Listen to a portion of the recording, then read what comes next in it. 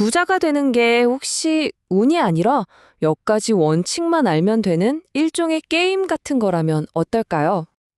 오늘 우리가 파헤쳐 볼 게 바로 그거예요. 부를 만드는 보이지 않는 법칙들. 우리의 성공과 실패를 가르는 아주 사소한 심리적 차이와 매일의 습관들 말이죠. 금융계 거인 3명이 평생에 걸쳐 완성한 부의 설계도를 지금부터 함께 들여다보겠습니다. 자, 우리의 안내자들을 소개할게요.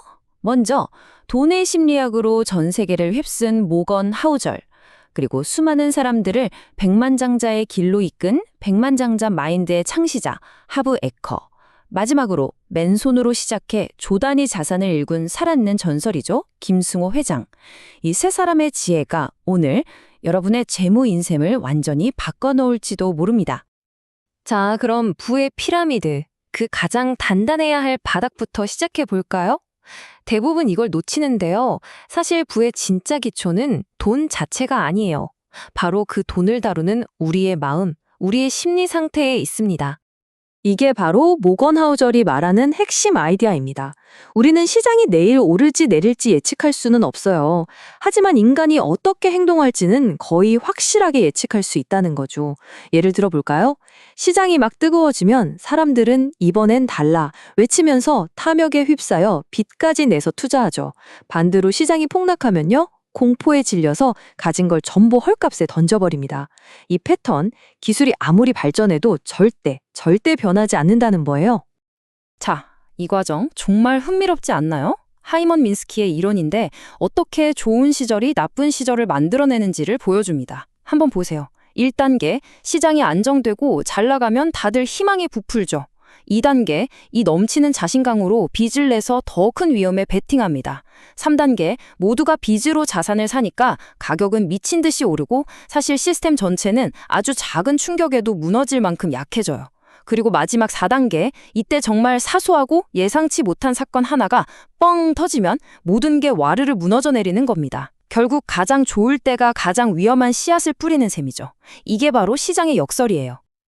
와, 이 말 정말 뼈를 때리죠? 우리한테 아주 중요한 걸 경고하고 있어요. 모두가 돈 벌었다고 환호하고 시장이 가장 뜨겁게 느껴지는 바로 그 순간, 모두가 낙관에 취해 있을 때가 사실은 가장 위험한 함정이라는 걸 이 한마디가 정확하게 꿰뚫고 있는 겁니다. 그럼 어떻게 해야 할까요? 바로 이 슬라이드에 하우절의 기가 막힌 해법이 있습니다. 비관론자처럼 저축하라. 이건 혹시 모를 해고나 질병 같은 인생의 위기를 대비해서 최소 6개월치 생활비 정도는 비상금으로 꼭 쥐고 있으라는 뜻이에요. 그리고 낙관론자처럼 투자하라. 이건 단기적으로는 위기가 오겠지만 결국 인류는 더 나은 방향으로 성장할 거라는 믿음을 갖고 꾸준히 투자하라는 거죠. 이 양극단의 균형을 잡는 것, 이게 바로 최고의 금융 전략입니다. 자, 이렇게 마음의 기초를 단단히 다졌다면 이제 그 위에 기둥을 세울 차례입니다.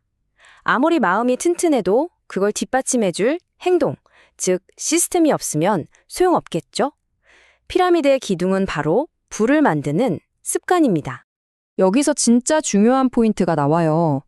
대부분의 사람들이 돈 좀 모이면 그때부터 관리해야지 라고 생각하잖아요. 근데 하부 에커는 정반대라고 말합니다. 매달 10만 원을 벌더라도 그 돈을 관리하는 습관을 들여야만 더 큰 돈을 담을 수 있는 그릇이 만들어진다는 거예요. 그릇을 먼저 만들어야 돈이 채워진다는 거죠. 정말 실용적이면서도 균형 잡힌 시스템이죠. 내가 버는 모든 돈을 이렇게 6개의 통장으로 나누는 겁니다. 생활비, 투자, 저축, 교육비 다 좋은데 여기서 진짜 천재적인 건 5단계, 바로 유시통장이에요. 미래를 위해 무조건 허리띠를 졸라매는 게 아니에요. 매달 정해진 돈만큼은 아무런 죄책감 없이 나를 위해 즐기는 거죠. 바로 이것 때문에 이 좋은 습관을 지치지 않고 평생 끌고 갈 수 있는 겁니다.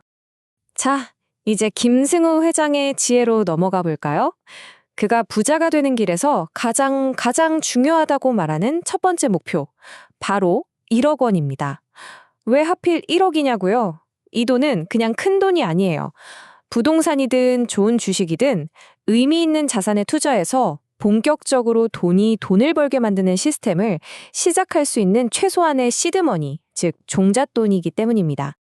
그럼 그 1억, 어떻게 모을까요? 여기 구체적이고 강력한 규칙들이 있죠. 다 중요하지만 특히 세 번째, 신용카드를 잘라버린다. 이건 정말 강력한 행동이에요. 미래의 돈을 탱겨 쓰는 나쁜 습관을 끊어버리고 복리의 최대적인 빚을 아예 원천 처단하는 거니까요. 이 과정을 통해서 비로소 내가 돈을 통제하고 있다는 자신감을 얻기 시작하는 겁니다. 드디어 피라미드의 꼭대기입니다. 우리가 단단한 마인드와 좋은 습관으로 모은 이 소중한 종잣돈을 이제 진짜 부로 바꿔야겠죠?